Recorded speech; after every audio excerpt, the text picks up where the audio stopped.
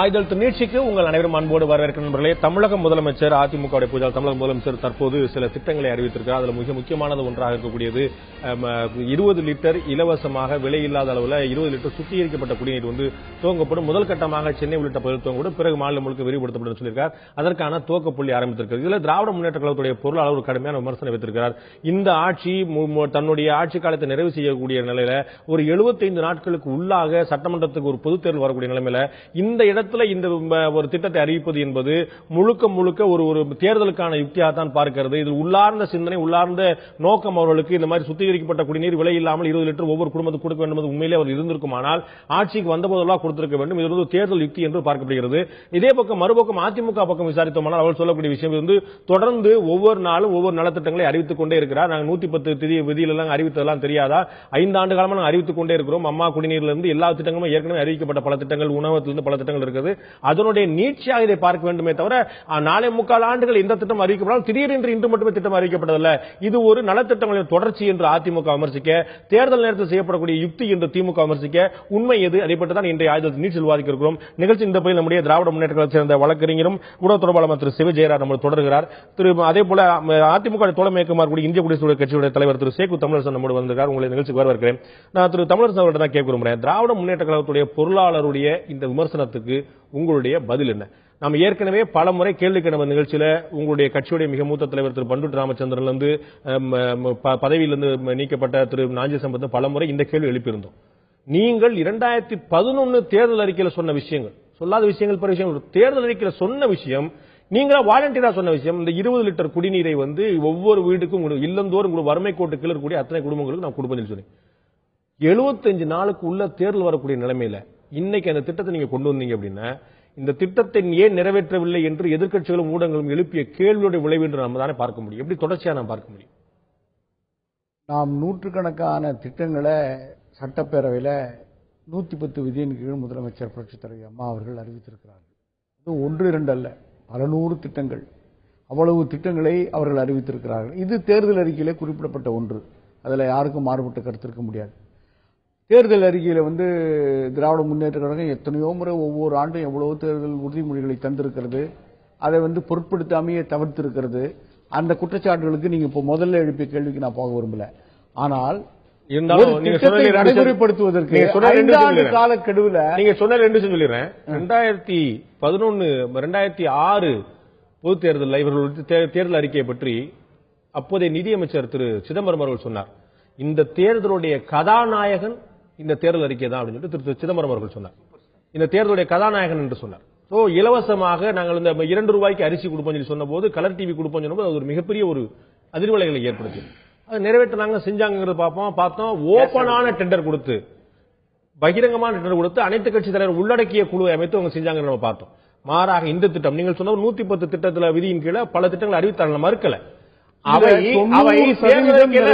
சொல்லாத திட்டங்கள். நான் என்ன எதிர்பார்ப்பேன், தேர்தல் அறிக்கைன்னு ஒண்ணு கொடுக்குறீங்க, அப்ப நான் முத்திராவது இருப்பேன், இதெல்லாம் செய்வாங்க அப்படின்னு நான் நம்புவேன்.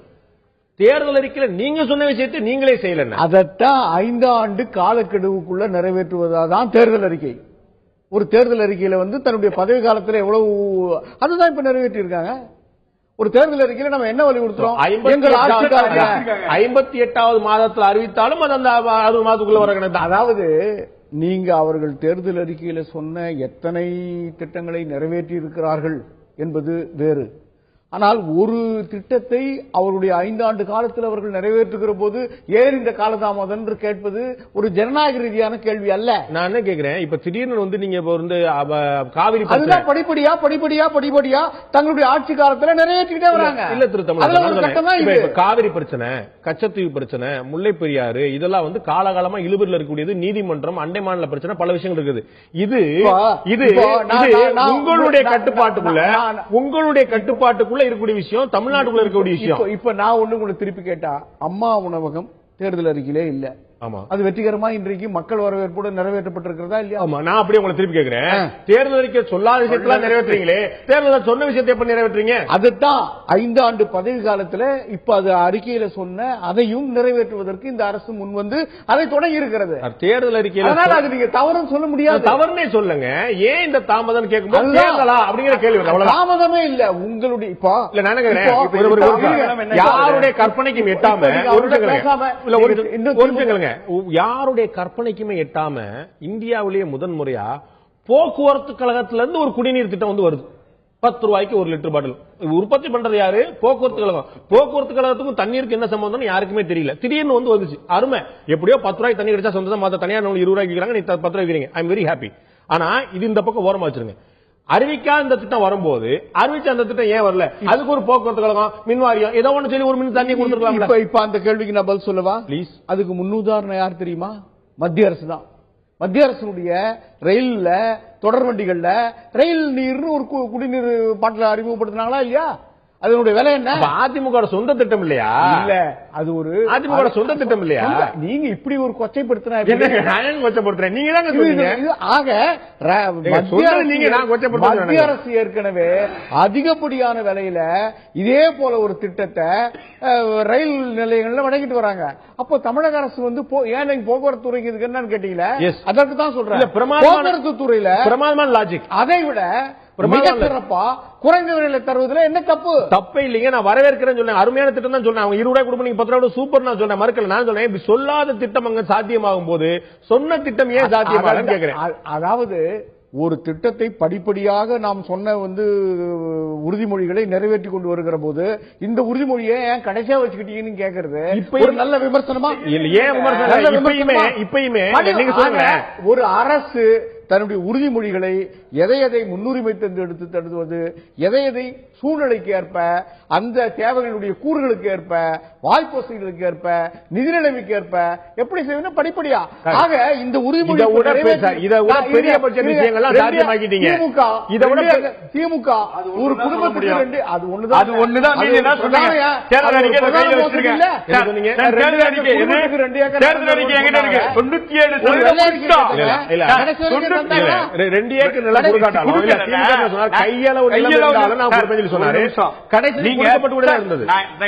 இவருக்கு அந்த கேள்வி கேட்கறதுக்கு அதிமுக சார்பில் கேள்வி கேட்பதற்கு என்ன மாதிரியான இது இருக்குன்னு எனக்கு ஒண்ணுமே தெரியல.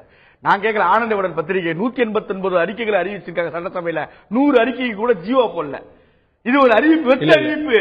சார் இங்க பாருங்க என்ன செய்தார் ஜெயலலிதா சொல்ற திட்டங்களை பாருங்க. பாருங்க மோனோரயில் திட்டம், மோனோரயில் திட்டம் சொன்னாங்களா இல்லையா? மோனோரயில் திட்டம் சொன்னாங்களா இல்லையா? சென்னையில மோனோரயில் திட்டம், நெடுஞ்சாலைத்துறை திட்டம் ஒன்றுமே செய்யல. நீங்க இதை படிக்க வேண்டியது இல்ல. நீங்க சட்டசபையில கூர்ந்து கவனிச்சாலே தெரியும். அதே சட்டசபையில திரு பன்னீர்செல்வம் அவர்கள் ஒட்டுமொத்தமாக 110 விதிகள் எவ்வளவு செய்யப்படும் சொல்லி சொல்லிட்டு கிட்டத்தட்ட 60 விழுக்காடு பணிகள் முடிக்கப்பட்டிருப்பாங்க. நான் சொல்றேன் அதிமுக கையில நம்பர் இல்ல, இருக்கு. நீங்க இல்ல இருக்கு. நான் சொல்றேன் 60% தொடங்கப்பட்டது.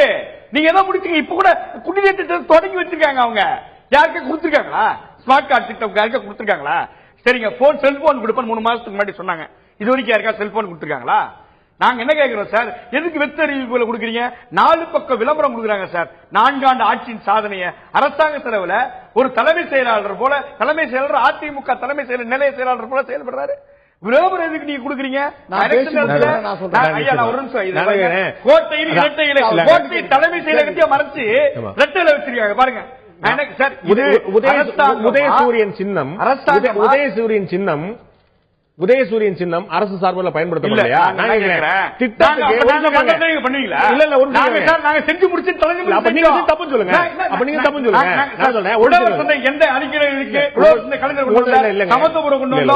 சொன்னதை எல்லாம் நாங்க செஞ்சோம். இவர் என்ன ஒரே சொல்றாரு, நீங்க சொன்னதை எதுவுமே செய்யலையே.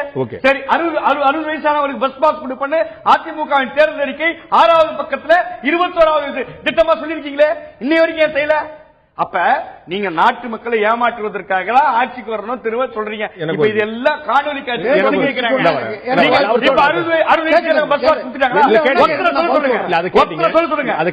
வயசுக்கு மேலானவர்களுக்கு அந்த கேள்வி 3வது கேட்கணும். முதல்ல கேள்வி புரிஞ்சிருச்சு அவருக்கு. நான் என்ன கேட்கிறேன், அதிமுகவுடைய தலைமை நிலை செயலாளர் மாதிரி செயல்படுறாங்க. என்ன காரணம் அப்படின்னா உங்களுடைய பொருளாளர் சொல்லியிருக்காரு, ஜெயலலிதாவுடைய பிறந்த நாளுக்கு வந்து நம்ம கொண்டாடுறோம்.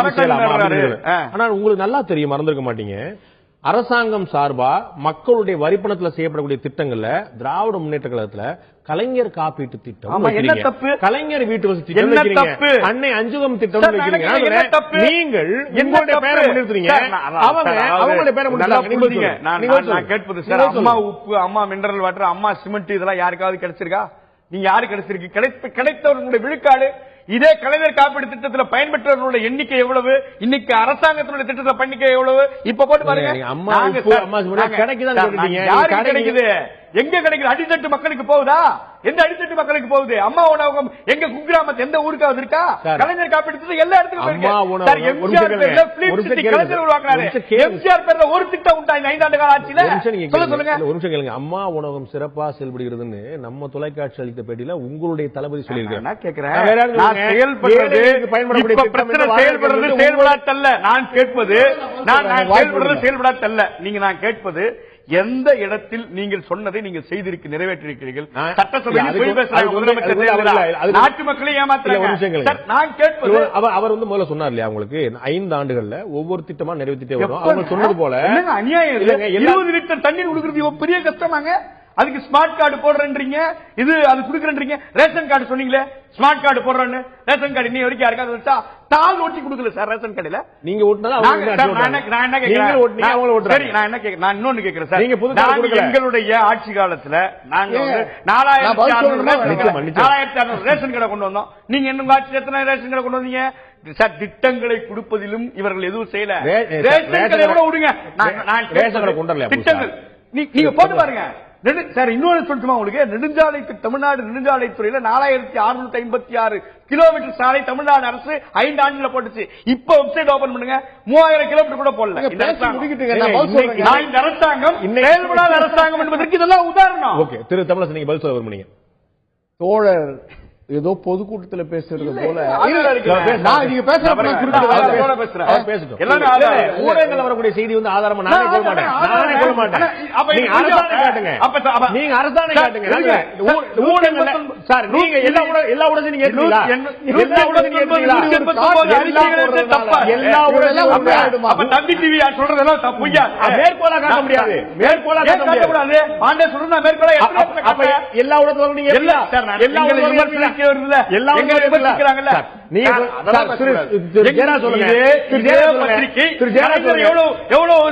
நீங்க சொல்லுங்க. ஊடகங்கள் வரக்கூடியதை நாங்கள் ஆதாரம் இருப்போம். நீங்க சொல்லுங்க. நாளைக்கு ஊடக செய்திகளை மட்டும் பேசுவோம். ஒரே நிமிஷம் சார், நீங்க சொல்லுங்க. 40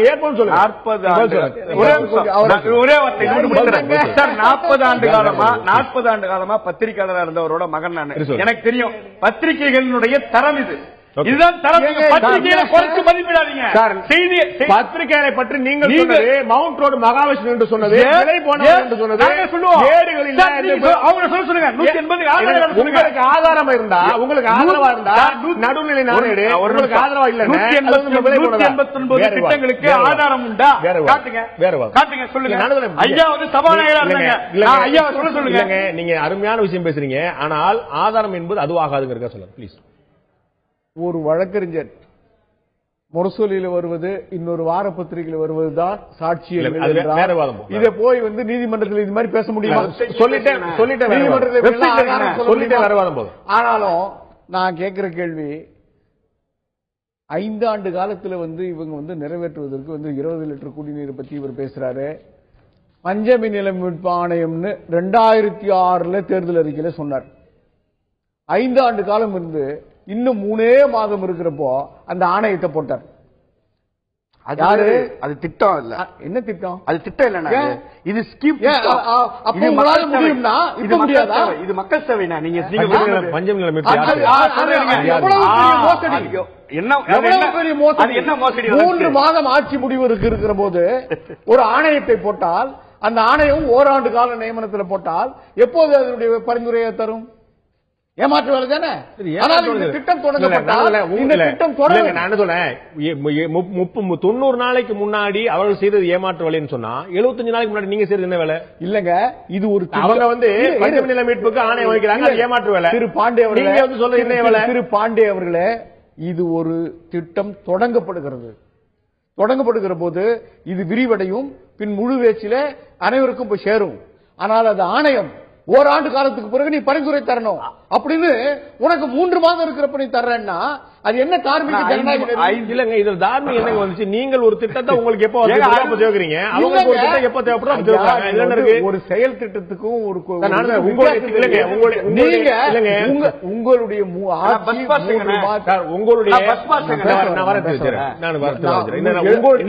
ஒரே ஆணையத்தை முடிச்சுட்டா பேசுறீங்க.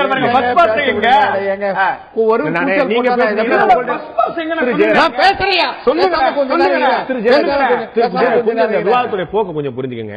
நீங்க பேசுங்க, நான் உங்கள்ட்ட தான் இன்டர் பண்ணி இருக்கோம். அந்த விருந்தினர் அழைச்சல வீணா அதாவது இதை போல, அதாவது ஒரு அரசாங்கத்துக்கு ஒரு தார்மீக நெறி இருக்கு. உங்க ஆட்சியே 3 மாதத்துல முடியுன்றப்போ ஓராண்டுக்கு எப்படி நீங்க ஒரு ஆணையத்தை வைக்க முடியும்? சார் அதுதான் இல்லங்க, வருங்க. ஆட்சி என்பது அதிமுக திமுக சார்ந்தது போல, நிர்வாகம் என்பது நிரந்தரமானது. ஆட்சிகள் மாறலாம், நிர்வாகம் என்பது நிரந்தரமானது. ஆணையம் வந்து அடுத்த வருஷம் போச்சுன்னா செல்லாது. இது வந்து இந்த செயல் திட்டம் நடைமுறைக்கு வருகிறது, தொடங்குறோம் சார். இப்பதான் சார் போடுறீங்க. யாருக்கு சார் தண்ணி கொடுத்துருக்கீங்க? வழங்குறாங்களே ஒரு பகுதியில் திட்டங்கள் வந்து 100 இடங்கள்ல கொடுக்கப்படும் சொல்லிருக்கீங்க. படிப்படியா வழங்க ஸ்மார்ட் கார்டு கொடுப்போம் சொல்லிருக்கீங்க. ஸ்மார்ட் கார்டுல எங்க சார் போயிருக்கு? இதெல்லாம் அறிவிப்பு சார். நேற்று தொடங்கப்பட்டு சில பகுதியில தெரியாதா? எனக்கு தெரியாது. கார்டு எவ்வளவு பேர் ஸ்வைப் பண்ண ஆரம்பிச்சாங்க. அது கார்டு எப்படி ஸ்வைப் பண்றதா? நீங்க கிரெடிட் கார்டு மாதிரி ஸ்வைப் பண்றதா? வீட்டுக்கு தண்ணி தேடி வருமா? நான் வீட்டு அங்க போய் பைப்ல போய் எடுத்துக்கணுமா? அது இன்னும் ஒரு வார காலத்துல பாருங்க. அவ்வளவுதான். ஒரு வார காலம் அது முழுமையா துவங்கல. அது இன்னும் முழுமையா துவங்கல. முதல்ல ஒரு பகுதியில் தொடங்கப்பட்டிருக்கு. இன்னும் ஒரு வார காலத்துல பாருங்க. அது முழுவீச்சில் வருங்க. சரி, ஒரு அடையாளமாக துவக்கப்பட்ட செய்திக்கு போறேன்.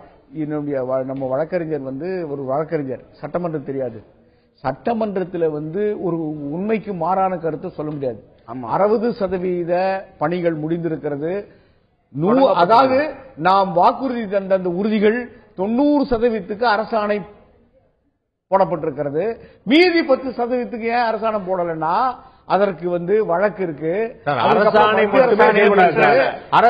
அரசாணை என்பது காகிதத்தில் போடுற பிள்ளையார் சொல்லி மாதிரி, அவ்வளவுதான்.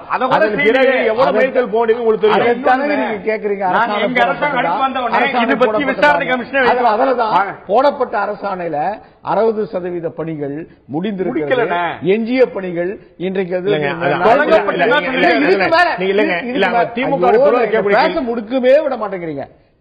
இதற்கு மேல சட்டமன்றத்துக்கு ஒரு பெரிய இது இருக்கு. சட்டமன்றத்தில் என்னன்னா உறுதிமொழி குழுன்னு ஒன்று இருக்கு. அந்த உறுதிமொழி குழு இப்பவும் இல்ல, அது எப்பவும் தொடரும். யாருடைய ஆட்சி வந்தாலும் தொடரும்.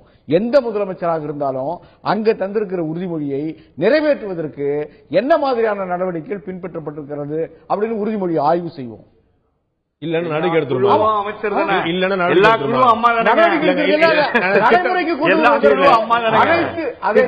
திட்டங்கள் வந்து செயல்படுத்தப்படல. அமைச்சரவை என்ன பதில் அளிக்கும்? அமைச்சர் என்ன பதில் அளிக்கும்? நாங்க வந்து திட்டத்தை வந்து நான் கேட்கிறேன். இவர் கேட்ட ஒரு கேள்வி, உங்களுடைய பொருளாளர் கேட்ட ஒரு விஷயம், உங்களுடைய பொருளாளர் கேட்ட கேள்வி தாண்டி நேரடியாக கேட்க வரேன். எந்த திட்டம் நடைமுறைக்கு வரல சொல்லுங்க. நான் சொல்றேன். அவர் சொன்ன 60 வயதுக்கு மேற்பட்டவர்கள் இலவச பஸ் பாஸ் நீங்க அறிவிச்சீங்க. இது தேர்தல் அறிக்கை. ஆமா, நீங்க அறிவிச்சீங்க. ஜெயராஜ் பிளீஸ் பிளீஸ், மோனோ ரயில் திட்டம் நீங்க அறிவிச்சீங்க. கலெக்டர் மாநாடு 3 ஆண்டுகளா நடக்கல. இப்படி ஒவ்வொரு விஷயமா கலெக்டர் மாநாடு என்பது வேறு சார். ஒரு இயக்கம், ஒரு நிர்வாகம், அது வந்து நீங்களுடைய தேர்தல் அறிக்கையோ அல்லது அரசாங்கத்தில் வந்து ஒன்னே 110 அறிக்கையில நில்லுங்க, இல்ல தேர்தல் அறிக்கையில் நில்லுங்க, இல்ல நிர்வாகத்துக்கு வாங்க. இங்க போனா அங்க அங்க எங்க நம்ம இடத்துக்கு வாங்க. நீங்க வந்து முழங்காலுக்கு முடிச்சு பரவாயில்ல, மன்னிச்சிருங்க. மாவட்ட ஆட்சித்தலைவரால் மன்னிச்சிருங்க. தேர்தல் அறிக்கைக்கே போவோம். தேர்தல் அறிக்கையில நீங்கள் சொன்ன விஷயம் மோனோ ரயில் திட்டம், 60 வயதுக்கு மேற்பட்டவர்களுக்கான குடிநீர் திட்டம், இதெல்லாம் கொண்டு வந்துருச்சு. 60 இலவச பஸ் பாஸ் திட்டம் கொண்டு வந்துருச்சா? 60 பஸ். ஆனால் 60 வயதுக்கு மேற்பட்ட பஸ் பாஸ் வந்து நீங்க சொன்ன ஒரு நிலையான நிறைவேற்றக்கூடிய திட்டம். அது தேர்தல் ஒத்த வரியில நிறைவேறுவது. அது தேர்தல் அறிக்கையில சொல்லப்பட்ட ஒரு உறுதி. அதுல யாருக்கும் மாறுபட்ட கருத்து இல்லை. ஆனால் இந்த பேருந்து போக்குவரத்து கழகங்களுடைய நிலைமை எப்படி இருந்தது தெரியுமா? அது காலங்காலமா நட்டத்துல போயிட்டு இருக்கு. கடன் வழங்கக்கூடாது. 2011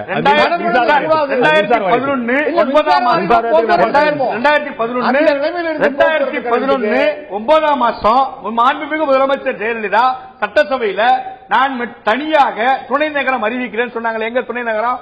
அப்ப சட்டசபையில் சொன்னதானே அது? அடிக்கல் நாட்டிங்க துணை நகரத்துக்கு இன்னை வரைக்கும். செயற்கைக்கோள் துணை நகரம் சொன்னீங்க, வண்டலூர்ல பேருந்து நிலையம் சொன்னீங்க. இல்ல நீங்க ஒரு எல்லாமே அம்பக்கு. நீங்க காணொலி ஆட்சி முடிய போகிறது, புதிய ஆட்சி முடிய போகிறது. வெறும் வார்த்தைகளை சட்டசபை பதிவு, சட்டசபை பதிவு வெறும் வார்த்தைகளை பேசுறதோ இல்ல. மறந்துவிட முடியாது. திமுக வந்து இதே போல செயற்கைக்கோள் நகரை வந்து அறிவித்து அதன் பாமக கடுமையான ஒரு எதிர்ப்பை தெரிவித்து அங்க யாரா வந்தா சாவியை புல்டோஸோட சாவியை புடுங்கி வச்சுக்கொண்டு சொல்ல அந்த திட்டம் கைவிடப்பட்டது. அதே போல அதிமுக 2 துணை நகரங்கள் அமைக்கப்படாது சொன்னது, மதுரை திருச்சியில் கூட அமைக்கப்படும் சொன்னது, அதுவும் அமைக்கப்படல. இது போன்ற வாக்குறுதிகள் கொடுக்கப்படுவதும் சில நிறைவேற்றப்படுவதும் சில நிறைவேற்றப்படாமல் இருப்பது தொடர்கிறது. எப்படி எல்லா திட்டத்தையும் நிறைவேற்ற வேண்டும் யாரும் எதிர்பார்க்கவில்லை. அதிமுக திமுகவோ 5 ஆண்டு காலத்தில் எல்லா திட்டம் நிறைவேற வேண்டும் யாரும் எதிர்பார்க்கவில்லை. ஆனால் திட்டங்களை நிறைவேற்ற வேண்டும் என்ற நோக்கமும் வெறும் அறிவிப்பலாய் மட்டுமே இருந்துவிடக்கூடாது என்பதுதான் மக்களுடைய எதிர்பார்ப்பாக இருக்கிறது. திமுக அதிமுக யார் ஆட்சியில் வந்தாலும் யார் ஆட்சி தொடர்ந்தாலும் மக்கள் நலனுக்கான விஷயங்களை எவ்வளவு தூரம் செய்ய போகிறது அதுதான் மக்களுடைய எதிர்பார்ப்பாக இருக்க முடியும். நிகழ்ச்சியில் கலந்து கருத்து விருந்தினர்கள் 2 பேருக்கும் நன்றி. பார்த்த உங்களுக்கும் நன்றி நண்பர்களே. மீண்டும் இன்னொரு நிகழ்ச்சியில் சந்திப்போம். அதுவரை நன்றி, வணக்கம்.